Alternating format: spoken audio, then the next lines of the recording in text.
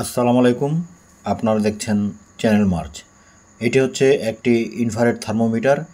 এই ইনফ্রারেড থার্মোমিটারটি করোনার সময় ব্যাপকভাবে ব্যবহৃত হয়েছে। ব্যবহার করার ফলে অনেকে ভুলক্রমে ব্যাটারি ভিতরে রেখে দেওয়ার কারণে যে সমস্যাটি তৈরি হয় সেটি হলো ব্যাটারির যে লিকুইড অ্যাসিডটি আছে সেই অ্যাসিডটি বের হয়ে একেবারে তরল হয়ে যে অংশগুলো রয়েছে ব্যাটারির সংযোগের, দেখতে পাচ্ছেন কীভাবে মরিচা পড়ে গেছে, এই অংশগুলোকে নষ্ট করে দেয়। তা একেবারে ব্যবহারের উপযোগী আর থাকে না। তো চলুন কী করে সেটিকে আবার নতুন করে আমরা ব্যবহারের উপযোগী করে তুলব, এবং নতুন দুটি স্প্রিং লাগিয়ে। তো প্রথমে খোলা যাক, স্ক্রু দুটি খুলে নিচ্ছি। এখন এই সামনের অংশটুকু রয়েছে, সামনের অংশটুকু কোনো কিছু দিয়ে আমরা হালকা চাপ দিব। আমি একটি হালকা ধারালো জিনিস নিয়েছি, যে খুব বেশি চাপ দিব না, হালকাভাবে দিলে চাপ দিলে খুলে আসবে। ঠিক আমি যেভাবে খুলছি আপনারা এভাবে করে খুলতে পারবেন। এটি হচ্ছে সামনের অংশ। এখন এই পিছনের অংশটুকুও একইভাবে চাপ দিলে খুলে আসবে। তো দেখতেই পাচ্ছেন কিভাবে খুলে আসছে। এর পিছনের অংশটুকু এর মাঝখান বরাবর দিয়ে আমরা চাপ দিলে খুলে আসবে। ঠিক কিভাবে খুলতে হয় আপনারা নিয়মটি দেখে নিলেন। এখন দুটি রিমোট নিয়েছি। এই দুটি রিমোট হচ্ছে দুই ধরনের ব্যাটারি ব্যবহার করা যায়। টির অংশ থেকে আমরা স্প্রিংগুলো বের করে নেব।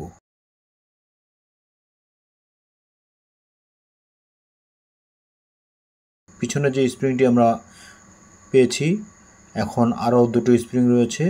এই দুটো স্প্রিং নেগেটিভ পজিটিভ।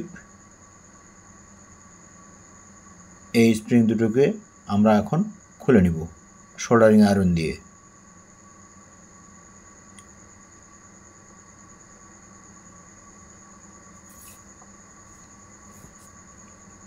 তো স্প্রিং দুটো খুলে নিয়েছি, দেখতে পাচ্ছেন।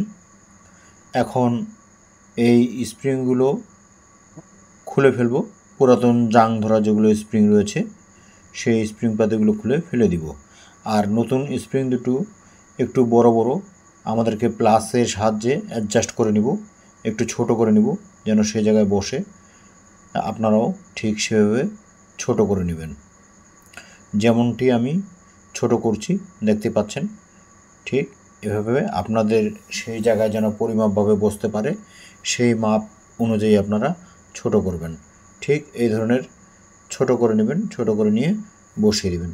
আমাদের পিছনের অংশে প্লাস মাইনাস একটু দেখে লাগাবেন। ব্যাটারির এখানে পজিটিভ নেগেটিভ দেওয়া রয়েছে, সেগুলো দেখবেন এবং দেখার পরে তা ব্যবহার করবেন। এখন আমরা সব স্প্রিংগুলো ঠিক করে নিয়েছি।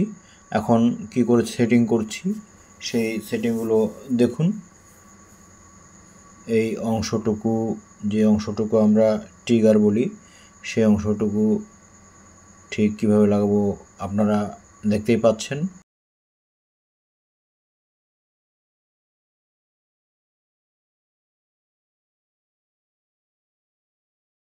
পিছনের স্প্রিং আমরা লাগিয়ে দিব, আর ব্যাটারির যে নেগেটিভ পজিটিভ দেখতে পাচ্ছেন আর ব্যাটারির সংযোগগুলো দেখতে পাচ্ছেন ঠিক কীভাবে সংযোগগুলো থাকবে। এভাবে একটি নেগেটিভ পজিটিভ উপরের প্লাস্টিকের মধ্যে দেওয়া রয়েছে, আর যদি না থাকে আপনারা সার্কিট দেখে নেগেটিভ পজিটিভের কাজ করতে পারেন। আমাদের সংযোগগুলো লাগানো হয়ে গেছে, এখন আমরা ফিট করে দিব। ঠিক যেভাবে খুলেছিলাম সেভাবে ফিট করব।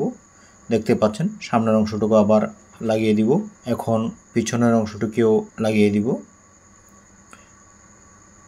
এটা খোলা খুবই সহজ, খুব সহজে আপনারা খুলতে পারবেন এবং সহজেই ফিট করতে পারবেন। সহজ একটি কাজ।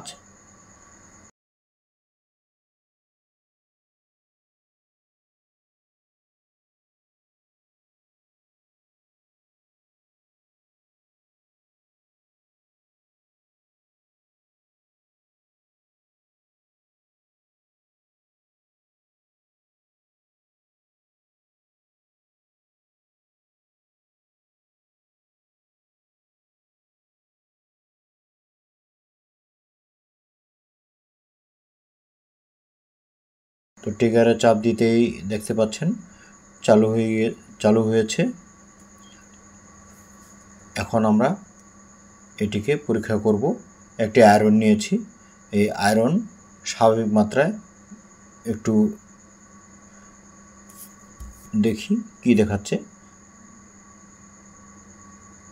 35.2 সেলসিয়াস। এখন আবারও দেব। আয়রনটি গরম হয়েছে, দেখতে পাচ্ছেন 425 ডিগ্রি সেলসিয়াস আয়রনটি বর্তমানে গরম, আরও গরম হচ্ছে।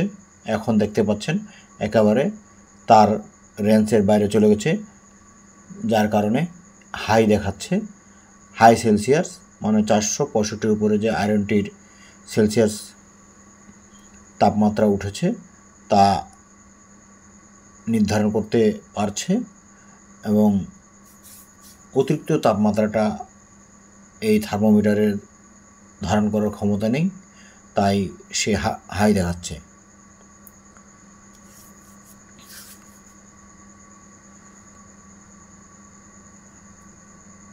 তো আজকে এ পর্যন্তই, ধন্যবাদ।